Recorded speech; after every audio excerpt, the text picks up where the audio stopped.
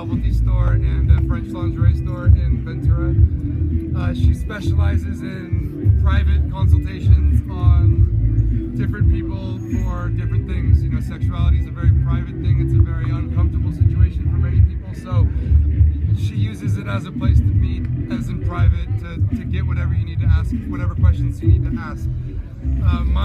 My upbringing, I was always very open with sexuality with my mother. She would help me, talk to me about these things. You know, I was 13.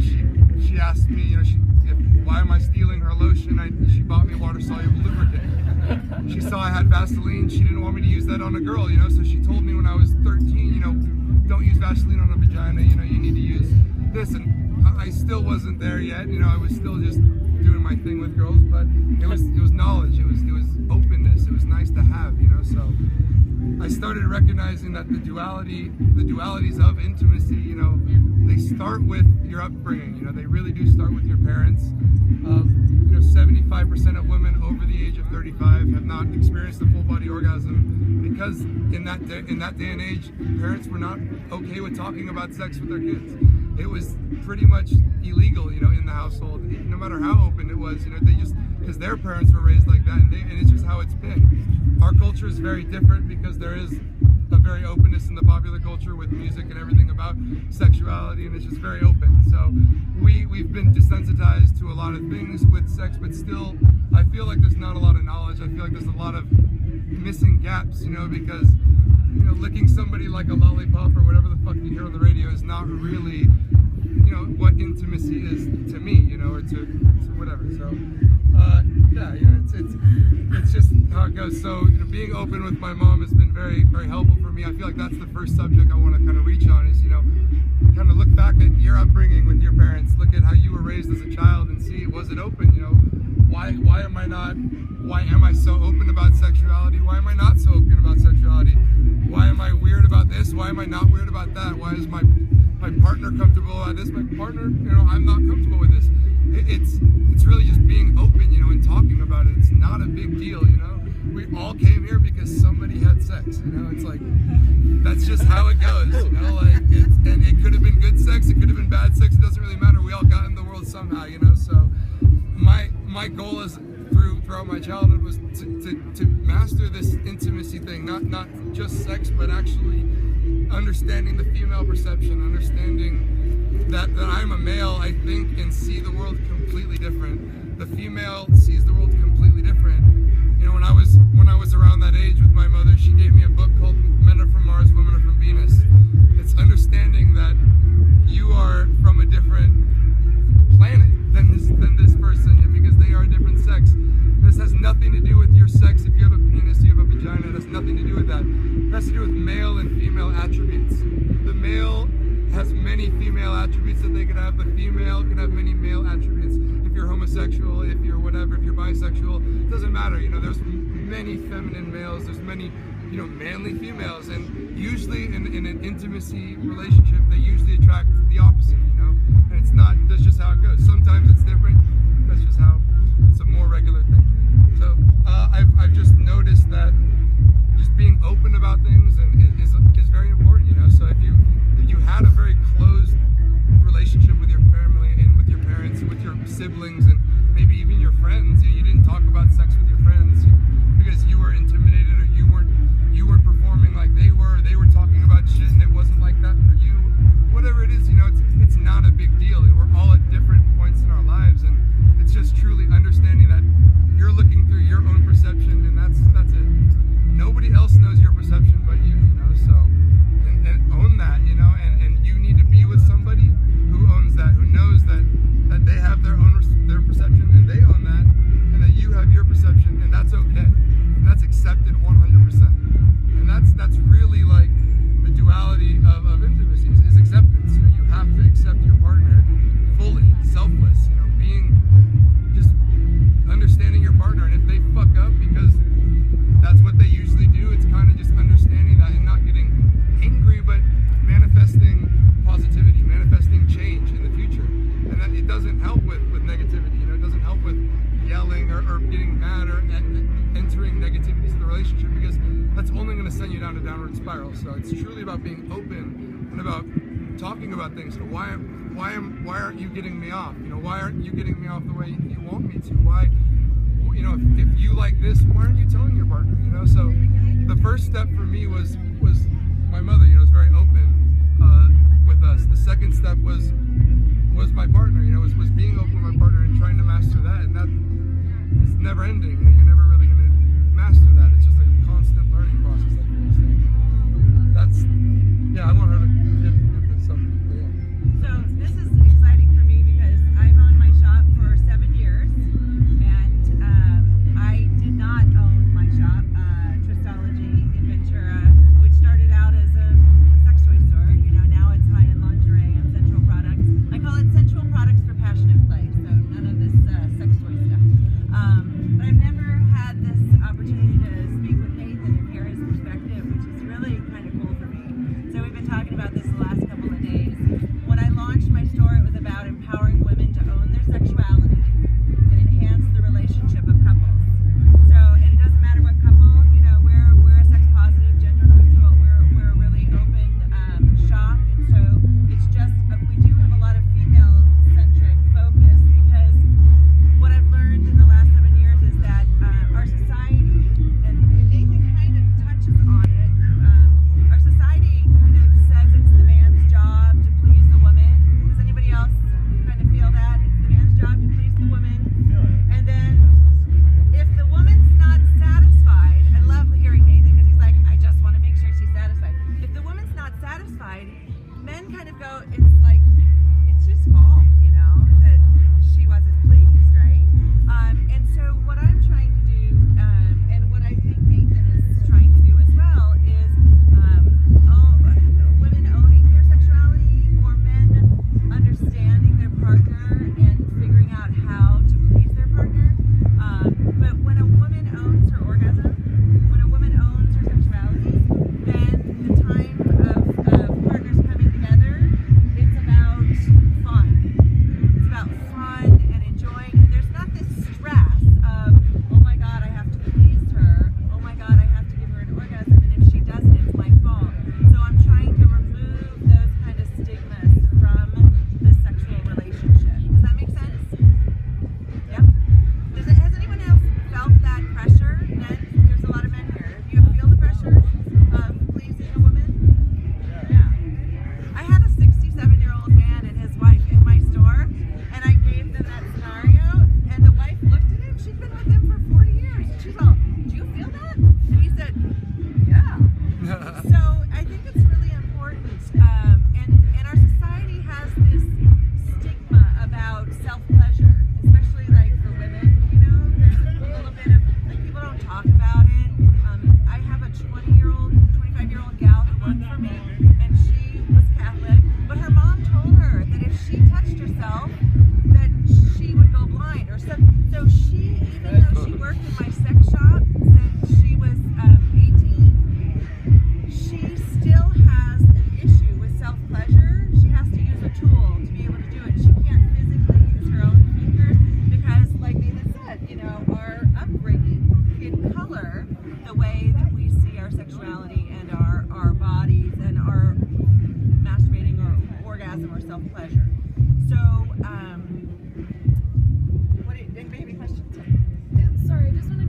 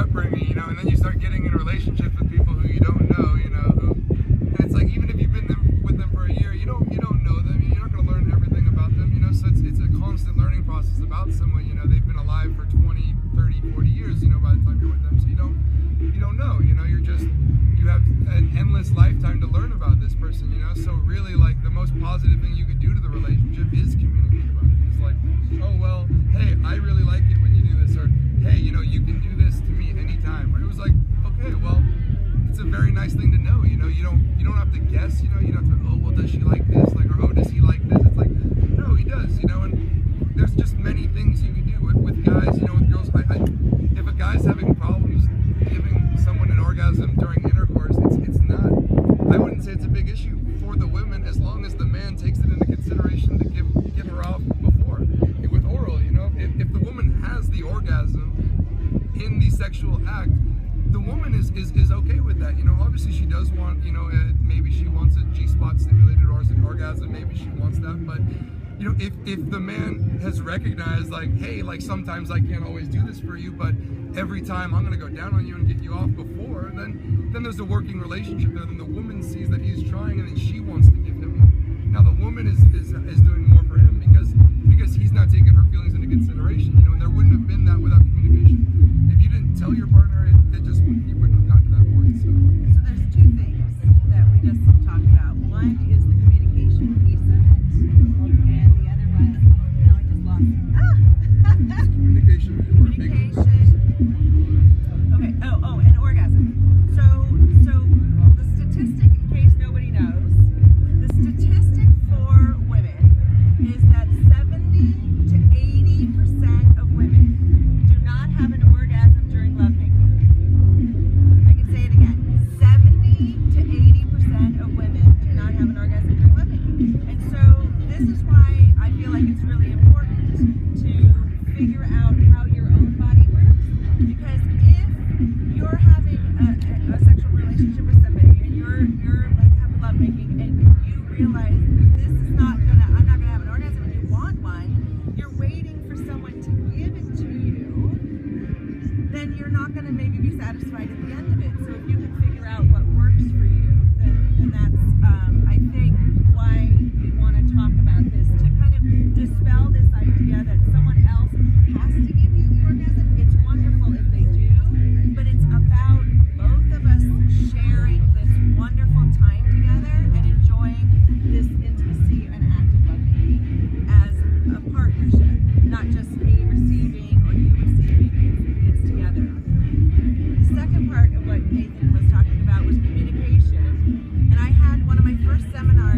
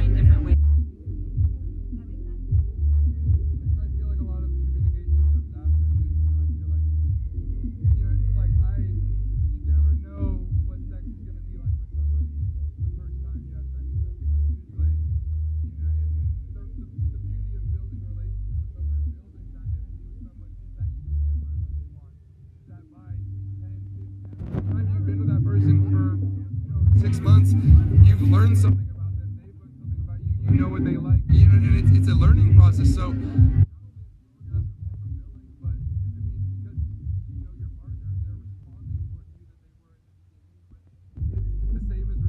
where you are getting more because they understand you, they are giving what they want to you. So it's just truly actually like giving that time to your partner and giving just, yeah, studying your partner, you know, as if they were your homework, you know, learning about them every day and actually, you know, making a point to that. And then when your partner sees that you've changed, that you've adjusted your techniques for them, then that manifests them to do the same for you, and the sex will only get better. Never get worse if you're open about it, because you're gonna say something, hey, I don't like it when you do this, and the guy's gonna be like, oh fuck, I'm never gonna do that again. If you literally tell your boyfriend, or you tell your guy you're sleeping with, I don't like it when you do this, the man will get so insecure he will never ever do that again. It's that easy. It's really that easy. For guys, it's kind of hard. It's weird because you know, I like it when you do that. It's like, oh, and girls, women can be kind of sensitive about that thing. So just really like giving your partner the opportunity to tell them what you like. Like it's not that big of a deal. Like, and for guys, it could be a big deal because it's like, oh, I'm insecure. Like, why do you like that? I've never done that with you. Who did you do that with? That you know, all has to stay outside. Exactly. So it's really learning. It's really like learning. Like, I want to know what my partner likes. I don't care where they learn that they like it. I want to embellish what they like because they're my partner. Because I want to give them what they want every time, and I want them to give me what I want. I don't want to have bad sex every day, and I don't want them to have bad sex every day. So it's a very. Does anybody want to have bad sex?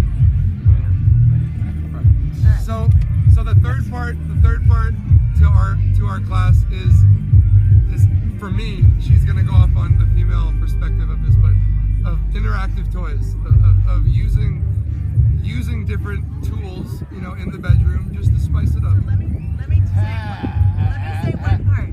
So this is kind of fun because I don't think a lot of people think about it in this way, but it really kind of gets to the point when I'm teaching the classes in the store. So if you could picture this, men are like microwaves, right? And women are like crock pots. Are crock pots and microwaves the same? No. Not at all, right? So a man can have an orgasm in what? Guys, I never really have men in the room. I always get really honest answers from women. Anyway, so men's orgasm time can vary, right? It can be a minute, it can be 3 minutes, it can be 5 minutes, it can be 5 hours. For women, we're crock pots. We need to simmer. Does that make sense? My newest analogy, and since this is a music festival, it's kind of fun, is like it takes 20 to 40 minutes for a woman to naturally have an orgasm. 20 to 40 minutes. So if you're having a quickie, is a woman having an orgasm? Nope. Most likely not, unless you're embellishing some things and figuring some things out. 20 to 40 minutes. Now you're going to have some women that are on the lower end spectrum and say, I can have an orgasm in 3 minutes. And you're going to have some women that say, oh my God, it takes me 3 hours to have an orgasm. So, but the general rule is the 20 to 40 minutes. So I say, if you've got a 60-minute man, there's a song called 60-Minute Man. 15 minutes of squeezing, 15 minutes of kissing, 15 minutes of love, and 15 minutes of what you've been waiting for. So the song goes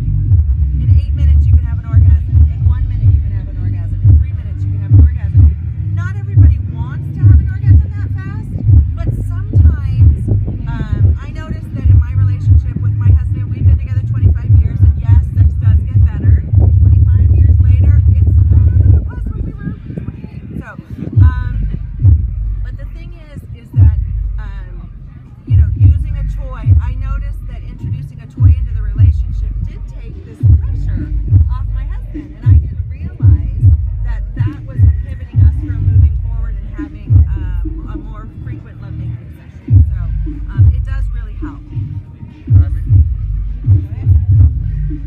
Yeah, for me, when she first opened her business, you know, I thought I was slick with the ladies. I thought I had some game, you know, and the first thing that she introduced to me was the massage oil candle. You know, it's not a sex toy. It's not something that you find in your girlfriend's drawer, you know. And I feel like the one thing with sex toys for guys is that, hey, why are you using that? Why don't you want me? You know, and it's well, first off, why are you intimidated by some little piece of plastic in her drawer? You know, like, she's gonna do her thing. It's okay, you know, and you don't need to be okay with it, but using these tools in bed actually does help the relationship. You know, it's to not be intimidated by them, because these tools can help you.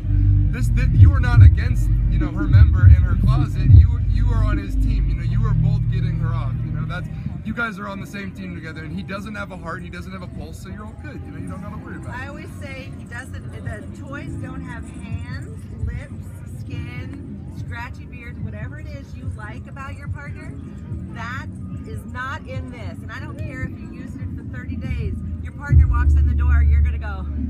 You know, it's really never gonna replace a partner. And the funniest thing is that when we start introducing like wonderful toys for men, the women get all freaky, like, oh, it's gonna replace me. And I'm looking at them like, really? The first toy we get for a man and you're gonna be threatened by it, really? Well, and you would rather your partner be masturbating than be with somebody else.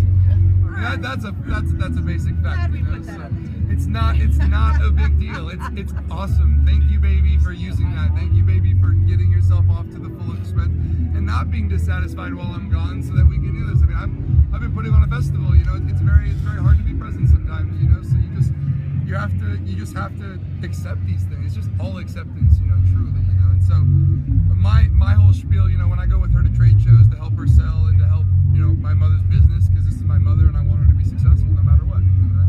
She was successful my entire childhood being a publisher. She was making six figures my entire childhood. My stepdad was make cooking and cleaning, you know. And when I moved out of the house, she decided, hey, I'm gonna own a sex shop and own my orgasm. And I was like, hey, okay, I support that, you know. And I've worked many trade shows with her. I've, you know, gone to these conventions, and I've sold toys. And when I don't sell sex toys to women, you know, I sell sex toys to couples. You know, I talk to the male, I talk to the female. You know, I let them know what interactive toys you can bring to make your relationship better, you know. So first what we're going to do is show the candles. If everybody wants to come up, we can put a little bit of the thing. I'm going to do this with, does somebody want to volunteer to have massage oil poured on them and the vibration tool? Come on up. It's amazing. It's really So what we're going to do is I'm going to show you how, to me, touch is your most basic sense of intimacy. So even if you just, the only thing you take away is just touch your partner, massage your partner, that's fine, because that's really, to me, the most basic sense of intimacy is to touch. So we'll take a candle, and I'm going to pour it on her. Now you see the candle's lit, and it looks scary and it looks hot. I'm not kinky, I promise. It's shea butter and soy oil, and it has a low melting point, so it'll pour on warm, but not hot. So But it is hot in a sexual sense. Oh. And I haven't had anybody who did it like this. They're the best candles that I've So what I do is I pour the warm oil on, and I only buy candles that you can do this with, that you can pour on and it's not hot. And then we take a tool like this. I like them because it looks like a stone and it's non-threatening. So if it's something you think your partner might be uncomfortable with in introducing it to the bedroom, it's a stone for massaging, right? Find other things to do with it months later, but you start with it as a massage tool if you have an uncomfortable partner. So you see how we can press firmly, or you can do it really lightly, like on the surface, but then you can take the tool and you can tease with it. Because touch and teasing, there's nothing wrong with any of that, right? And then, Sasha, so then what you can do is take this and put this on the clitoris, the nipples, the penis, the perineum. So if you press up underneath, behind the testicles on the perineum, that's where the male G spot is.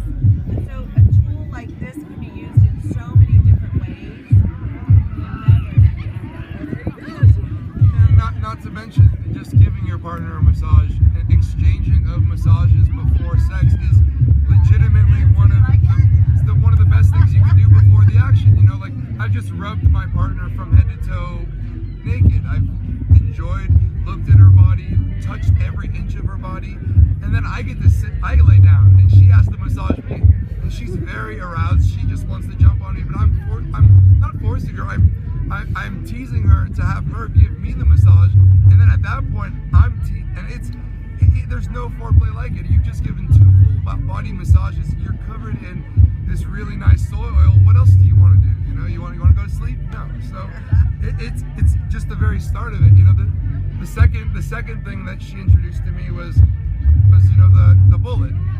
And so after you give your partner a massage, you know, you don't really need to jump right into having sex. You know, she's probably wet, she might be wet, she might not be wet, you know. So really my analogy is you gotta pave the runway before you take off, you know. So using you know, going down on someone before is always a very good method, you know, to make sure that everything's, you know, good and ready to go.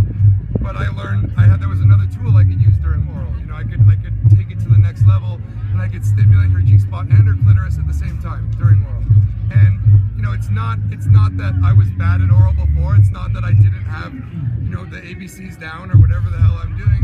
It was that this now took whatever I was doing and added to it. It was a tool to make whatever I was doing more enjoyable. And so I looked at it as a positive reinforcement tool, actually something that I could bring out when I wanted. You don't need to use it every time, you know, it can be for special occasions. But having that tool in your back pocket is amazing, you know. So these are the Jimmy Jane. These are my favorite. You know, they come in platinum, they come in gold, white gold, engraved, custom engravings, whatever. Yeah. Jimmy Jane is So the thing about this tool is that I wear these at work so that women know vibrators don't have to be ugly. Because the perception in the world is vibrators are kind of gross, right? They're big dildos, they look like anatomical, some of them are ginormous, you know. Everything has this perception of this 70s throwaway toy that, lucky for stores like mine, doesn't exist anymore. I mean, they exist, but we have new businesses that have started in the last 10 years, Jimmy Jane being one of them, where they create things like this that are so discreet that nobody knows. I wear this to chamber. I sponsor the Ventura Chamber Breakfast every February. They let me bring sex toys and lingerie into the Chamber of Commerce in Ventura, and I wear a vibrator every year and stand in front of 200 people. And I am the most empowered woman in the room because I've got bankers and lawyers and insurance people all looking at me while I'm wearing a vibrator, right? So this is something that you can use for hand massages. Whoever has one, you know, try it on your partner as a back massage tool, foot massage. But it's since they're metal, they can be warmed or chilled. So they're sensory play here with this, and then they're super hygienic because there's no bacteria. Nothing will stay on. They're fully submersible too, so Yeah. you can put them. And when it's completely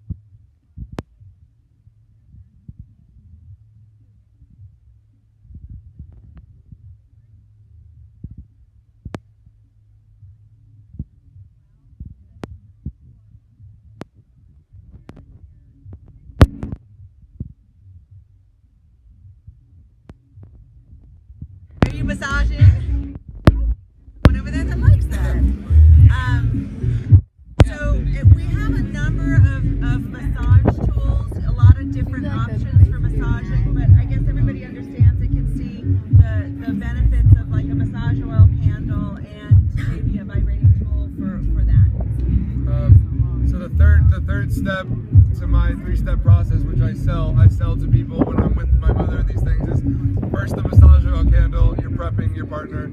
Second, you have oral with the bullet, you know. Third, you know, there is another interactive toy you can use during intercourse, you know. And I know you guys have probably seen the Trojan, you know, the cock rings or whatever, the vibrating rings that they have. Those are cool. They're disposable. They throw away. They do their thing, you know.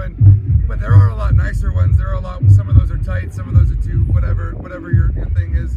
Some of them are too big for people. They have other ones. You know, they have ones that are rechargeable. They have permanent ones that have 150 different settings. They have, you know, and they have different levels in each one, you know, so different intensities of every single one gives you multiple different, you know, pleasures in each thing. So it is kind of cool. And the line I say to people is it turns you into her favorite dildo, you know, because, you know, her favorite toy, you know. So what it does is, you know, it does make your whole thing, you know, vibrate as you're inside of her, and then when you're all the way inside of her, it's resting right up on her clitoris, you know. So you're vibrating her G-spot with the tip of your penis, and then you also have this on her clit, so you're golden, you know. That doesn't need to be used every time either, you know, but that one night where you're feeling really nice and you just want to really give it to her nice, there you go. You have these tools, so it's not just the same thing, so you have different things to mix it up to keep it interesting, you know. So the question is, how do you wear it?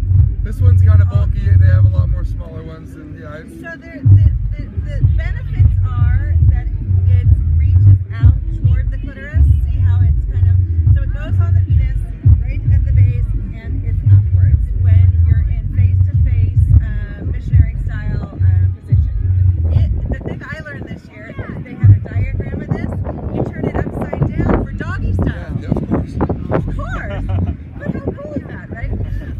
And then I always say you can turn it so that it reaches back toward the testicles if the man wants to have vibrations, because some men find that they like vibrations on the testicles. So this toy is great for both partners. The thing about it is, you know, we say it's a man's toy, but really it's a woman's toy. But a cock ring also can restrict the blood flow, help with engorgement, and help it last longer. So especially men over 40, men over 50 tend to like come in looking for just a ring, not always a vibrating ring, just a ring. So there are benefits. Well, some of the people you'll see in diagrams too. Some of the people actually put the whole ring around the testicles to cut the flow off. It is, yeah, it's very uncomfortable, but it depends on what you're doing. I saw the diagram and I was like, oh, no, it does not work. So, but some people there are toys. Depends on the toy, because some of them stretch it and have a little bit more give. So I'm going to pass this around. The one big benefit of this is hands-free clitoral stimulation during lovemaking. So the idea of hands-free, you know, if a woman knows that she wants a vibration on the clitoris, she may have to hold it herself, and she may be uncomfortable psychologically, self-conscious, to be able to hold it herself. So having something that's hands-free means that both partners can do whatever with their hands while they're making love and the clitoris is still being vibrated. We've come up with about 6 or 8 new toys that are hands-free. I think I have 2 or 3 of them in the store right now, but I'll pass this around so that everybody can kind of see and feel. And don't pull it too tight, because I have seen them pop, but like don't try and put it on a 6-inch penis, you know, that's wide around. That's a Kirsty penis. Yeah. I've seen people pull those apart. What else? Well, I think the third, lubricant. I mean, the third thing is, yeah, there's with you know, with the sex toys and with the shop, you know, and with experiencing and being communicated with your partner. Now you know what your partner wants. Now you know what your partner likes. You know, so now you know, maybe your partner wants 1 or 2 of these things. Maybe she likes whips. Maybe she likes tassels. Maybe she likes lingerie. Maybe you like lingerie. You know, and so there's these things that you can tell your partner, hey, I think garters are really sexy. I think fishnets are really sexy. I think you can tell your partner this, and then guess what's gonna happen, you know, the next, you know, 6 weeks when you come home, it's gonna happen, you know. So by saying it out loud, by telling your partner this is what I like, you're just manifesting it for yourself. because your partner wants to please you, otherwise they're not really your partner. So it's like, if you have something good going and you really enjoy the sex and you're growing, then talk to them about it and make that shit better, There's so many things that you can do. There's so many different things that people like, and we can't go over, BDSM, but all these different things that are individualized, to sex. There are a lot of just different things that you can do to heighten your sexuality that people have done, in the world. So that's pretty much, what I have to say about it. I feel just understanding the perception between the different partners is the key to success, speaking about it, being open about it, and looking back at your childhood and understanding, why maybe you're programmed like that,